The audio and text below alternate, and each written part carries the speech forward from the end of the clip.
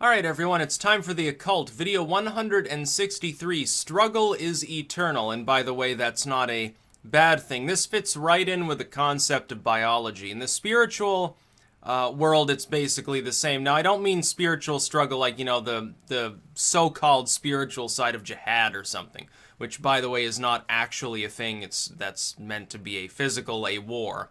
I mean spiritual warfare, in the sense that when you look at the world around you, the psychology overlaps with the spiritual, and is denoted by the physical in many ways.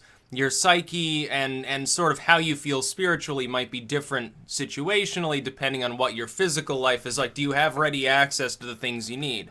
Do you have ready access to some of the things you want? Are you living in extravagant wealth where you're hyper-saturated constantly with everything you could possibly ask for? Or do you have basically barely enough food to sustain yourself and continue existing? A person's spiritual development is going to be different depending on those situations.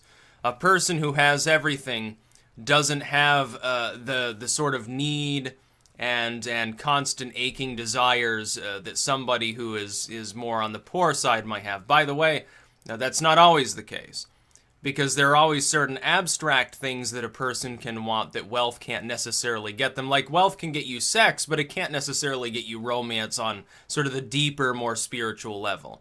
Money can certainly get you food, but what if there's like some single object in the world that somebody other than you has, and they just won't accept the money? They're like, well, you give me your whole fortune, I wouldn't give you, whatever this object is. It could be, it's a one-of-a-kind car. It's some supposedly magical Arabian orb or something like that, and they just won't part with it. Is that person then spiritually, are they going to be able to resist the temptation to just knock that person off, use their wealth to have them killed, and then take it for themselves anyway? You have a million sort of situations like this in stories, especially of the antiquated sort. And look at ancient Greek mythology. Most of the stories in there are quite tragic. There's a lot of heroic stuff, but usually there's a tragic twist at the end. That's because struggle's eternal. You never escape from it.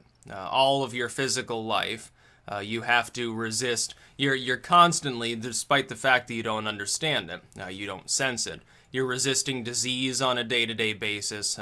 Diseases that could make you sick are being destroyed by your body constantly as they try to invade. It's a never-ending siege. Like, you'd have to live in a hyperbaric chamber or a bubble or something in order to escape from that. Even then, Evanzod says it gets contaminated, and then your weakened immune system can't deal with it, and then you get screwed.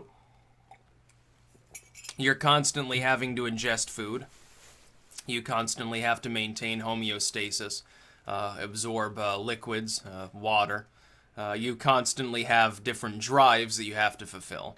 In a way, there are certain spiritual paths that teach you to try to resist these things. They say that some of those drives, except how they detail only survival, not anything beyond pure survival itself, an ascetic path, like Buddhism would tell you.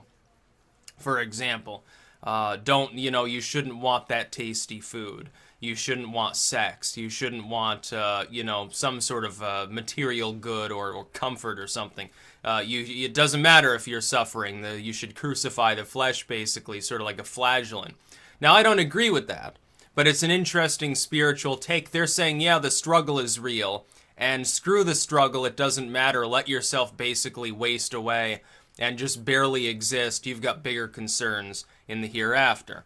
Then you would have maybe a Hindu path that says, yes, the struggle is real. It's also eternal, cycles around. Now, there's really no escaping from it. You're just along for the ride. There are certain stringencies that you would follow so that you don't suffer in your next life. But overall, it's just sort of, it's never ending, and you can enjoy yourself. That's not itself a terrible thing to do. It's just don't be excessive in it. Don't harm others. Don't do stupid things. The Christian would say the struggle is real. That's because Satan rules the world, basically. The Islamist would say the struggle is real. Don't worry. You have to, praise Muhammad and Allah, and then you go to paradise. Or at least nothing bad happens to you after you die.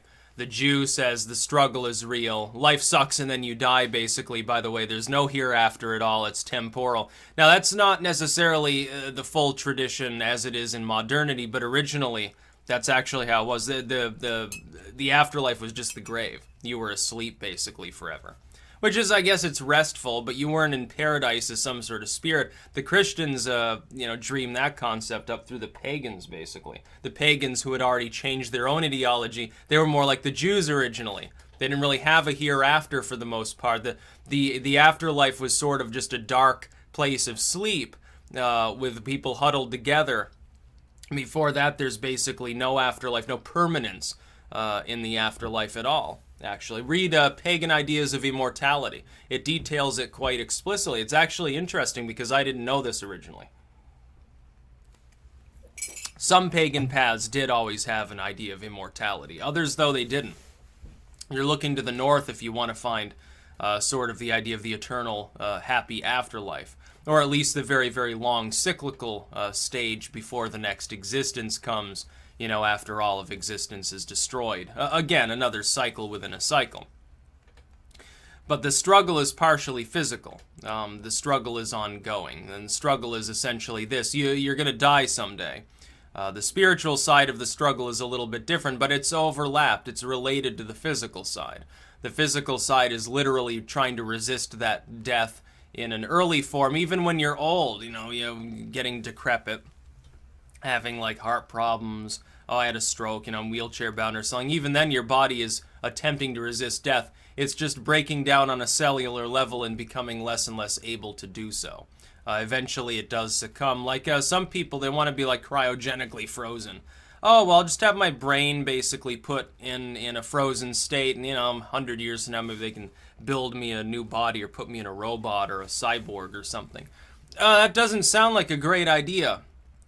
If you want immortality, just pray to some deity or something. It'll probably get you about as far as cryogenics will. Trust me. Probably further, because there might actually be some truth to the spiritual world. There's no truth to the ability of technology to create an immortal state. It's impossible. Functional immortality, yes, I've already covered this. You can stave off aging. Eventually, we'll probably learn how to do so, and it'll probably destroy all of mankind when we do. Staving off cell death, staving off every disease, and preventing topical killing, like, from simple trauma, yes, we can almost do that now.